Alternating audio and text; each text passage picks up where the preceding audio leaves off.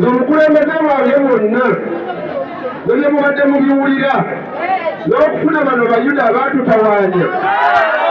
twayagala ekyalo kino tukibalansinge saidi ya vita fuamu tufunayo bayisi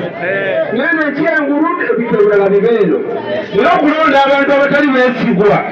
bino oluusi bye tufunamu n'olwekyo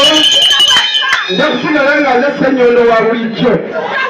nze buli muntu yenna oba obadde tompagira oba obadde ompagira tujja kukolera wamu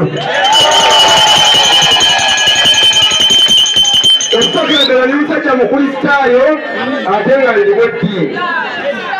olwekyo njagala okubeebaza bannyabo ne bassebo bannabukaya isiti baali bamanyi nti temumanyi kye mwagala naye mubamuza ekisanironde yaaliwo yekka olukiiko lwe tugenda okutambula nalwo nga bwejja gyagadde okusooka tugenda okufuna vayisi waffe